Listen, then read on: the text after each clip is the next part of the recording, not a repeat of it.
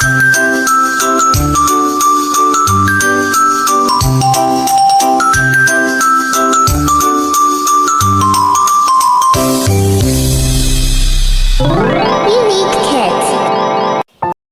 kids.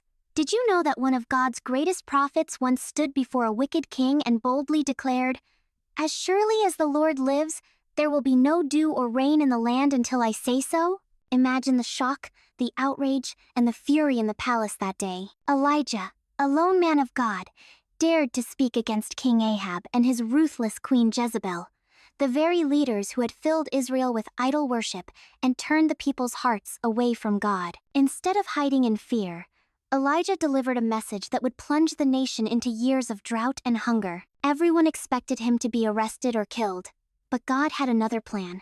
Instead of wealth, armies, or secret hideouts, God chose to protect Elijah in the most unusual way. He sent him to a lonely brook where ravens, yes, those black scavenger birds no one admired, became his delivery service, bringing him bread and meat morning and night. Can you picture it? The sound of wings in the quiet air, food falling right in front of him, and water from the brook to drink. While the kingdom raged with anger, Elijah sat by a stream, cared for by birds. This wasn't just survival. It was proof that God provides in ways no one expects. But as the days stretched into weeks, and the weeks into months, the brook slowly dried up. The once clear water shrank to a trickle, then to drops, until finally there was nothing left but cracked ground. For Elijah, it seemed like the end of the plan.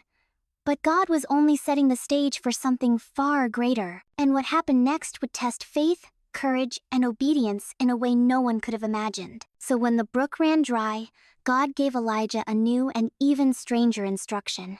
Go to Zarephath. A widow there will supply you with food. Now pause for a moment. Why would God send his prophet not to a king's palace or a wealthy household, but to a poor widow with almost nothing left? Elijah traveled across the dusty land, hungry and thirsty, until he spotted a weary woman gathering sticks. He asked for water, and as she turned to fetch it, he added, "And please bring me a piece of bread." Her reply cut deep.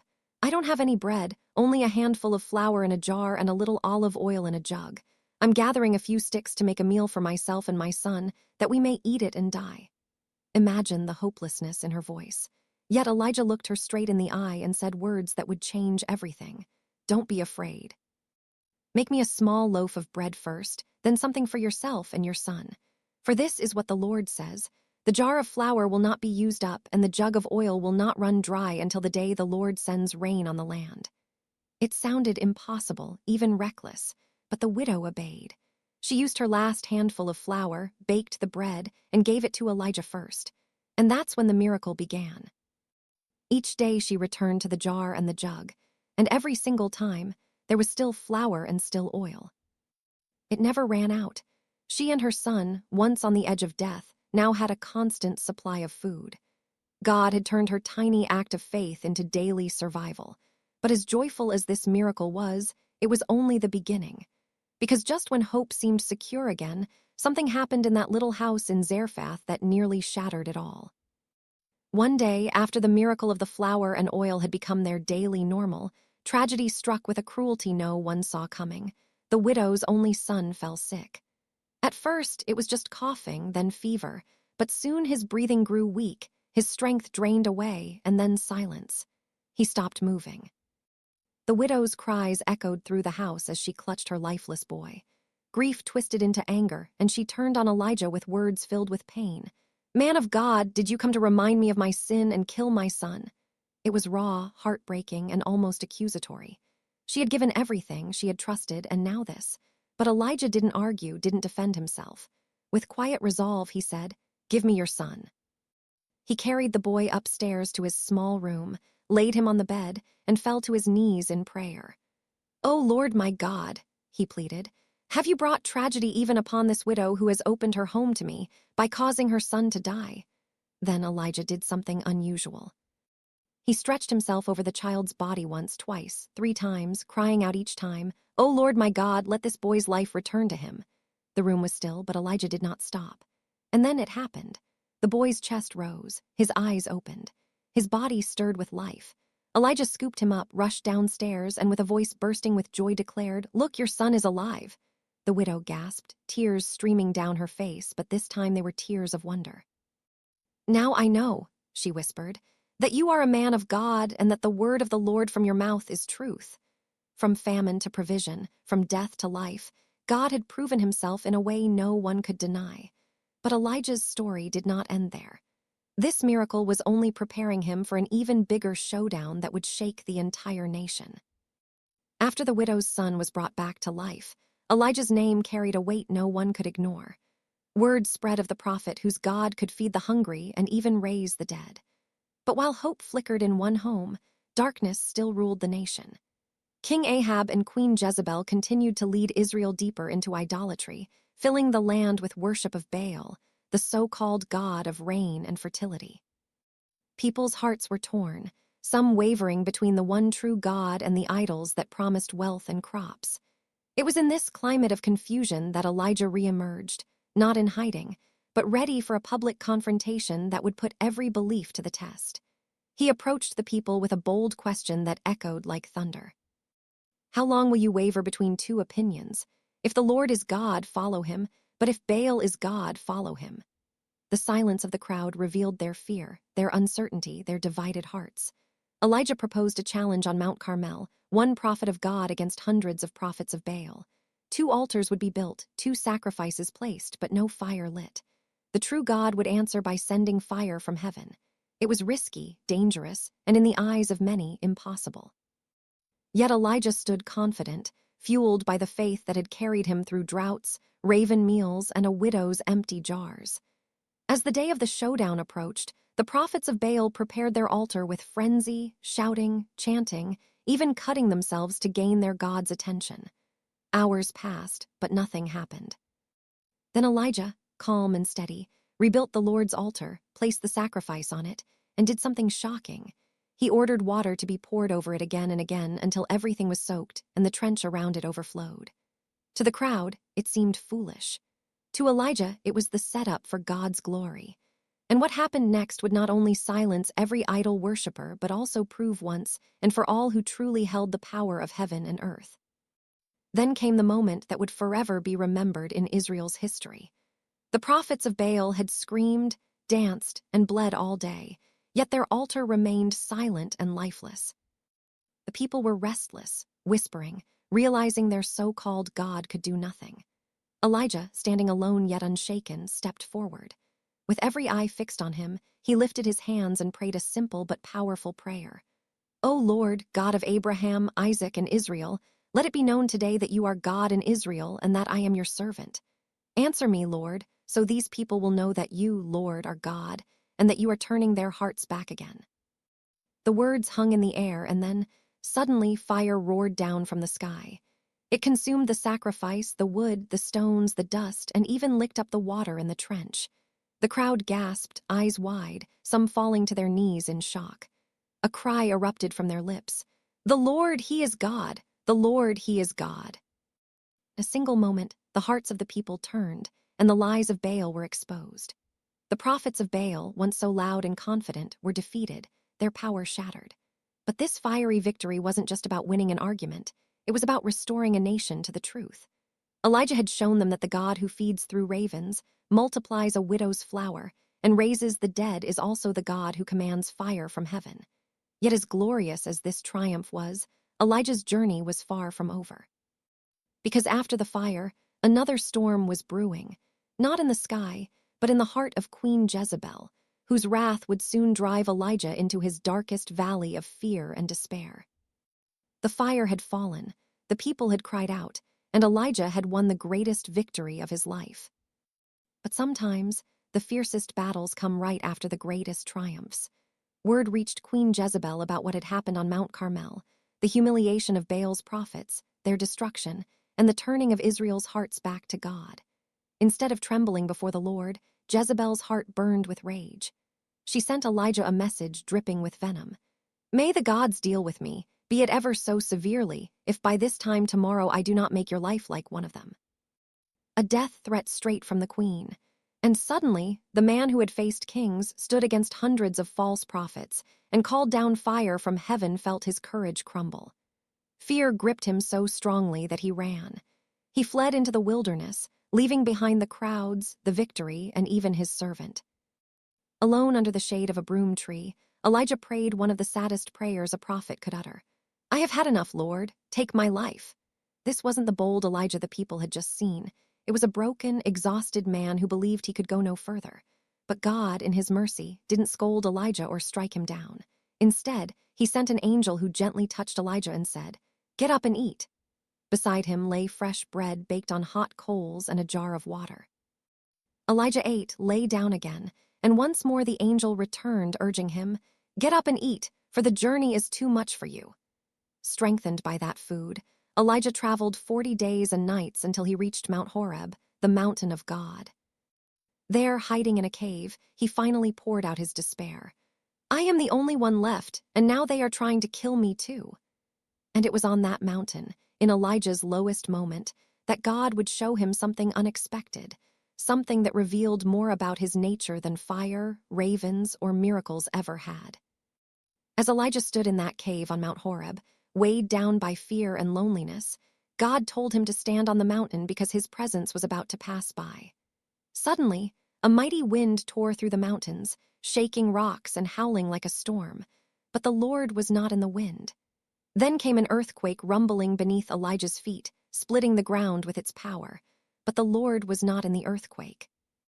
After that, a blazing fire roared across the mountain, fierce and consuming. But the Lord was not in the fire either.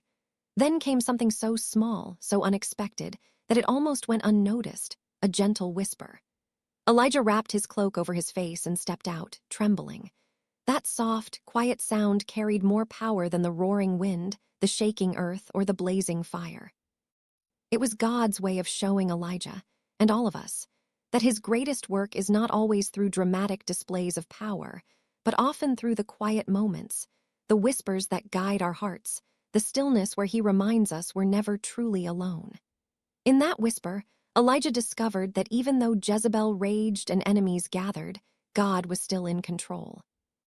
And just when Elijah thought he was the last faithful one left, God revealed a surprising truth. There were 7,000 in Israel who had never bowed to Baal. Elijah wasn't alone after all. The prophet who once begged to die was renewed with purpose, reminded that God's plans were bigger than his fears, and that the future of Israel still held hope. From that day, Elijah carried not just the memory of fire from heaven, but the assurance of a God who speaks in whispers. His story became a living reminder that God's power isn't only seen in mighty acts, but also felt in the quiet strength that keeps us standing when everything else seems to fall apart. Reached out and lifted him up, just like he does for us. The lesson we learned?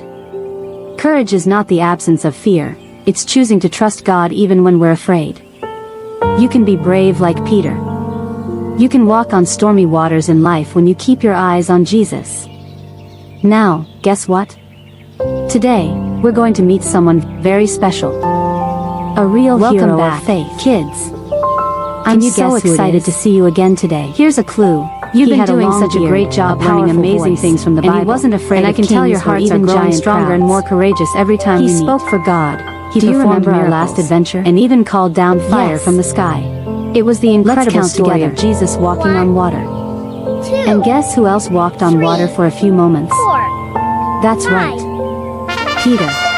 It's the amazing Elijah was so full of faith and courage that he actually walked on the water toward Jesus.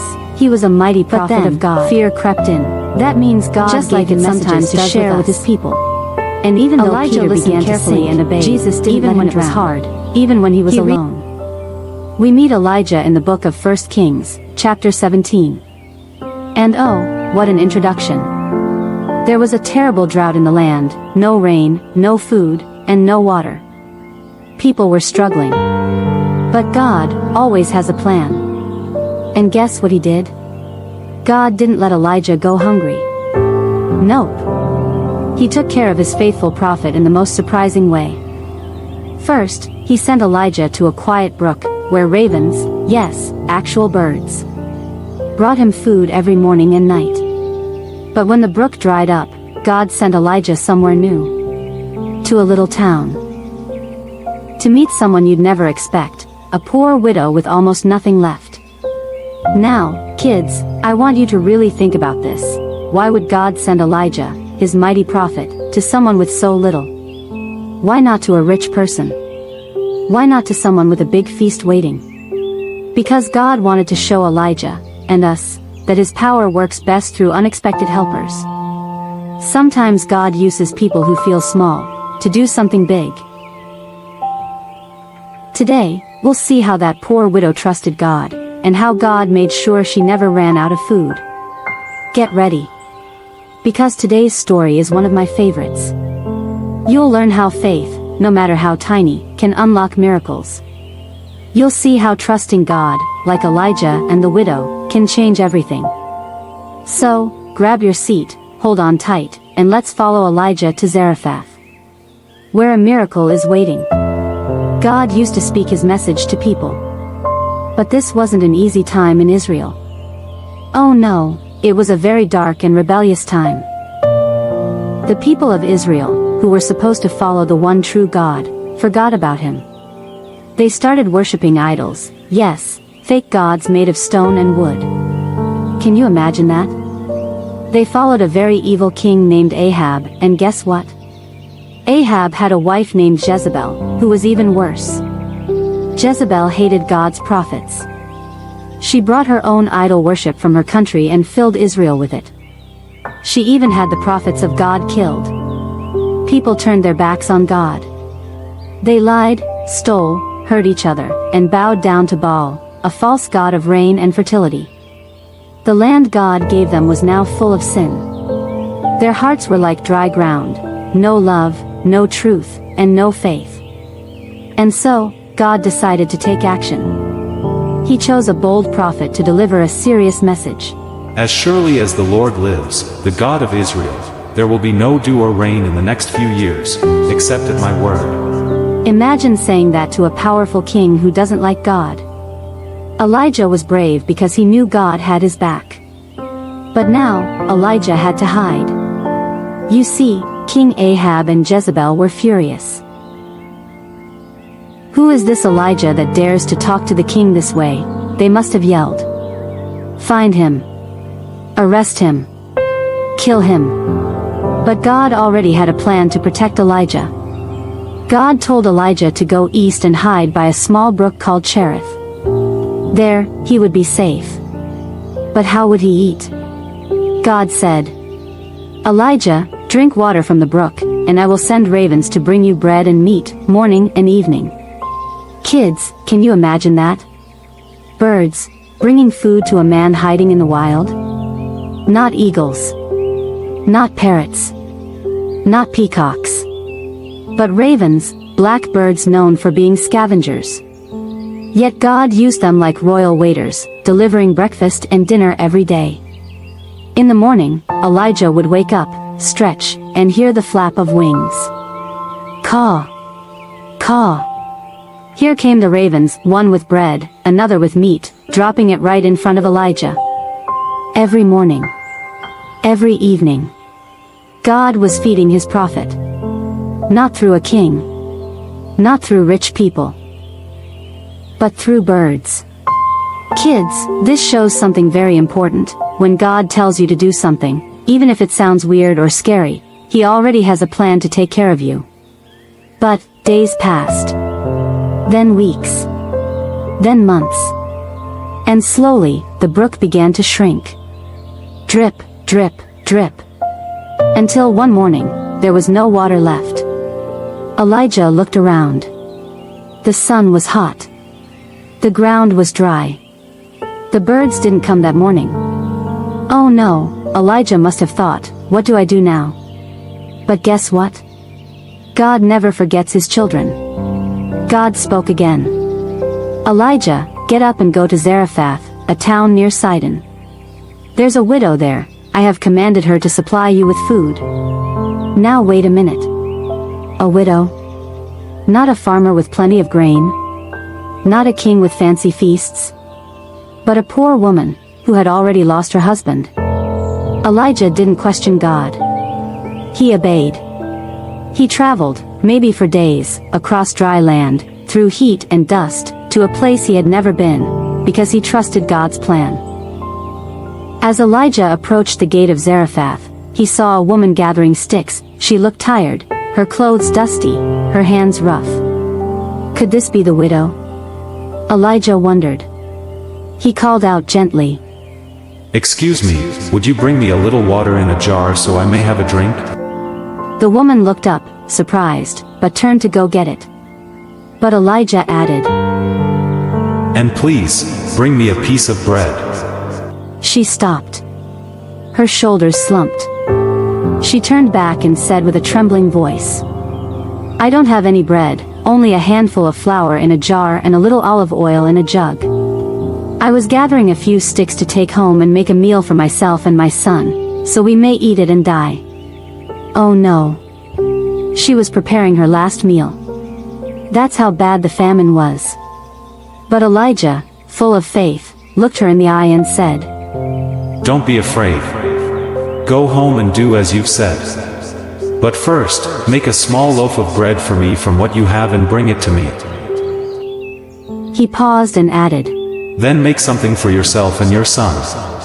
For this is what the Lord, the God of Israel says, the jar of flour will not be used up, and the jug of oil will not run dry until the day the Lord sends rain on the land." Wow. That was a test of faith. This woman had just enough for one last meal. But God was asking her, through Elijah, to give the first part to the prophet. That means she had to trust God would provide. Imagine being in her shoes. What would you have done? Here's a question for you. Have you ever had to share something small with someone else, even when it felt like you didn't have enough? Maybe you shared your lunch. Or gave your last candy to a friend. Or gave some of your allowance to church. That's called giving with faith. And guess what? God sees it. And He always rewards it. Just like this widow, who didn't know that her obedience was the beginning of a miracle. But hey, we're getting ahead of ourselves. Let's pause here. Do you think God's survival plan will work? Will the widow's flour and oil really last? Will Elijah be able to stay in Zarephath and survive the drought? You'll have to keep watching to find out what happens next. Inside the widow's small, dusty home in Zarephath, the widow paused. Her hands trembled slightly as she stared at the small jar of flour and the nearly empty jug of oil. She looked at her son, his eyes tired and sunken from hunger. The man before her, Elijah, was asking for her last meal. But something about Elijah's eyes told her to trust. Something about his calmness, his words she recalled. The widow took a deep breath. And in that very moment, she obeyed. She turned and went to the corner of her kitchen, where the jar and jug stood. She poured out the flour and the oil that was just enough for the bread Elijah had requested. She placed it on the pan, cooked it, and brought it to the man of God.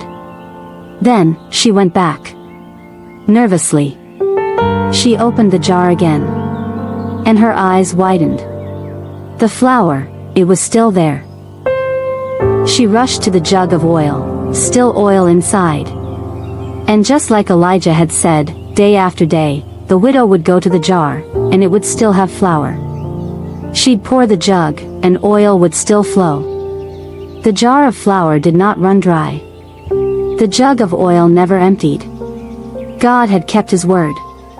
He had used a poor widow with next to nothing, to provide for His prophet. And in return, God provided for her and her son in a time of famine. Kids, isn't that just amazing? All because she obeyed. Sometimes, obedience feels